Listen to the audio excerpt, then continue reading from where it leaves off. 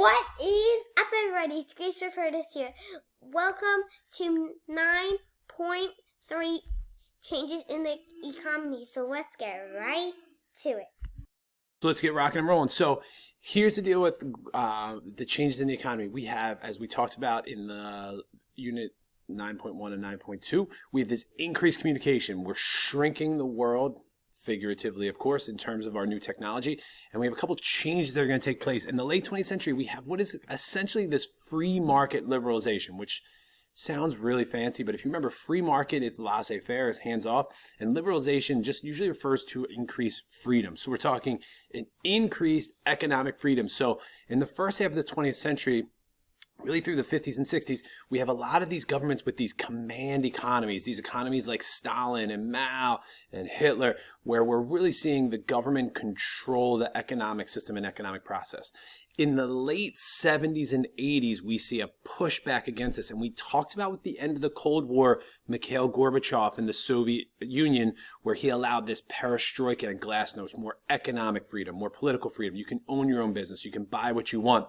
And the same thing happened in China in the late 70s and early 80s. So Deng and Gorbachev are what we would call contemporaries. They're around the same, they live at the same time, and they're really implementing similar programs to change what had been done in the past. And this is Deng Xiaoping. That's Jimmy Carter, president behind him. This is Deng Xiaoping. He was the leader essentially right after Mao in the late 70s and early 80s. And what he implements is this free market liberalization. He's going to say this Great Leap Forward was a disaster. The collective farms disaster. Let's open up China a little more, and let's allow investments in our country, and let's allow people to invest and create their own businesses. Essentially capitalism. And again, what's ironic about this, or the crazy part, is this is a communist country, and communism is rooted in not being capitalist. That's the opposite of capitalism. Yet this communist country is going to implement essentially capitalist programs because they realize that they are behind. And he is going to implement what is referred to as the 4 modernizations, which is a focus on improving agriculture, which is good because right around this time is the Green Revolution. So thumbs up for that. We got improvement of the defense industry, improvement of factory systems and industry as a whole, and improvement of science and technology. And this really, like I said, it allows more capitalism. We're going to end Mao's command economy. And this is just to show you kind of the graph. This is the GDP, the current U.S. GDP compared to China, essentially. So this is just the increase of how China's economy has really taken off as a result of this free market liberalization. So this is really going to be implemented in the 70s and 80s, and then you can see by the 90s it's taken off. And today, China is essentially becoming an economic global power. They are still industrializing. They're not industrialized, but they have really expanded economically compared to where they were 40 years ago, 50 years ago. This really brings China into the global economy today, and we'll get to in a second. Today, China is primarily a manufacturing economy system, but we'll get to that in 1 second. However, even with these economic freedoms, you'd think political freedoms would quickly follow, and it doesn't. And in 1989, the same year, again, this a lot of stuff's going on at the same time. The same year as the Berlin Wall is falling, China is going to experience some protests. And these are called the Tiananmen Square protests. This is Tiananmen Square. It's like a huge plaza, huge area. And there's this student protest that takes place, mainly amongst high school and college students, where they essentially are saying, and remember, there's more communication and we got people interacting with each other from around the world. And these closed off societies are really hard to maintain. And these Chinese students are going to say, listen, we love the economic freedoms, but where's our political freedom? Where's our freedom of speech and freedom of the press? And why are you cracking down on any protest? And unlike the Soviet Union, where the protests are successful and allow an increase in freedoms, in China, the government cracks down on these protests. And they come in and they fire on they shoot at the protesters. They break up these protests. They do not allow these protests to continue, essentially showing that freedom of assembly does not exist. And this is kind of one of the famous pictures of a guy we call Tank Man because we don't know his real name, but this is the Chinese government rolling in tanks towards Tiananmen Square, and this guy was standing in front of the tanks to make them stop. Eventually, if you ever see the video clip, he's pulled away from the tanks, and the tanks do roll in, but just kind of a intense reaction by the Chinese government to bring tanks in on what is essentially peaceful protesters. Also, economically, we really have shifted as the 21st century emerged into what are considered to be knowledge economies. These are economies that are based on the invention of products, and then manufacturing economies. So knowledge economies, the example would be the United States with technological advancements, and that really drives the economy of the United States, which you think of, for example, like Apple products and the invention of new, whether it's AirPods or new iPhones or new MacBooks and all this stuff that drives it. The MacBook and the iPhone is not put together in the United States. It's not manufactured in the United States, but the knowledge of it and the company itself does come from the United States. So what we're going to see is the knowledge economies, and then we're going to have manufacturing economies. And that's where all of the goods that are going to be consumed, consumer goods, are made and put together. An example here, we got Bangladesh here, which used to be considered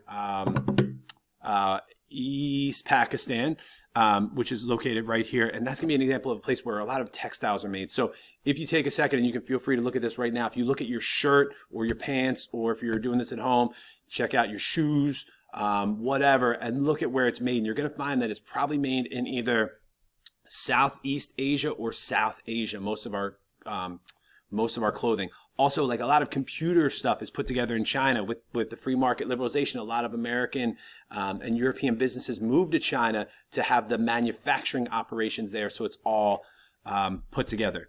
We also have a lot of ideas of free market spreading, and we have this idea of increased cooperation between different countries and limiting trade barriers. So in the 1990s, we have this huge push. At least there's something called the North American Free Trade Agreement, which was changed in 2019, 2020. But the North American Free Trade Agreement essentially said any goods that go between Canada, the U.S., and Mexico, no taxes or tariffs will be put on those goods. So in the past, the U.S. would have said in like the 1950s, if you are a car manufacturer in Mexico and you bring your cars in the United States, we're going to put, I don't know, a $5,000 tariff on any of those cars coming from Mexico to the United States. So then those cars coming from Mexico, the price would increase and people would be more encouraged to buy the lower price American-made car. But because of NAFTA, it says a car manufactured in Mexico can come across the border and be sold in the United States without a tariff, without an extra tax slapped on it. So it encourages trade between these three countries and makes them more intertwined with each other economically. The criticism of NAFTA is it has really hurt American businesses, because if you are Ford and you make cars, why would you pay $20 an hour to a union worker in Michigan when you can send it right across the border into Mexico and pay someone, I don't know, $10 a day? And as a company, you can save money. Someone's still doing the manufacturing, what is considered to be a less skilled labor. You can train someone to do it according to the manufacturer relatively easy, so you send it across the border. So that's been the criticism. They also, in Europe, we have the European Union, where Europe had decided in the 70s and 80s to reduce these trade barriers as well. And then they went on the same currency in the late 90s, early 2000s. So they all were on the euro. One exception to this is Britain. In 2018 and 19, they had a Brexit vote to break away from the European Union, which they have been part of this free trade and all these economic agreements for years. This also allows really for open borders between these European countries. Think about how far they've come in 70 years. Go back to World War II and how much more interaction. We were essentially have open borders between Germany and France and Britain, and people can just cross as if they're going from state to state as opposed to country to country. We also have multinational corporations. We talked about this in Unit 6. But we see this increase in corporations that have headquarters and plants around the world. And these are just some examples. I know you all know these, and these are, for the most part, relatively famous. But these are places that have presence in multiple nations, multinational corporations. McDonald's is a great example. They're in like 100 countries around the world or something like that. And Adidas and Nike as well.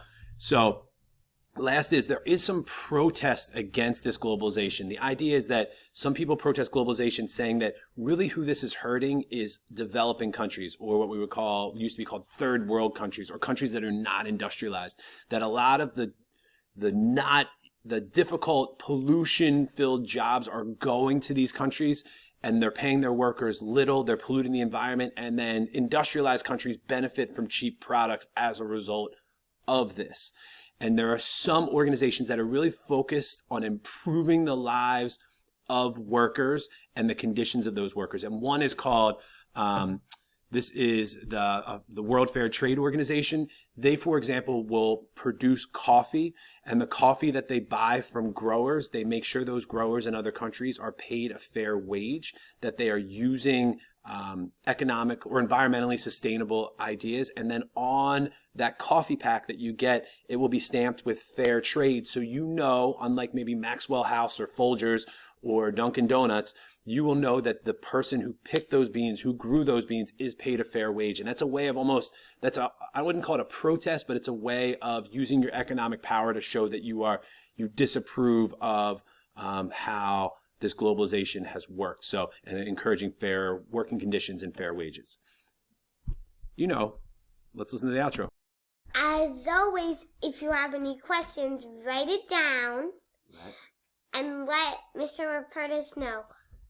I'm out. Deuces. Deuces.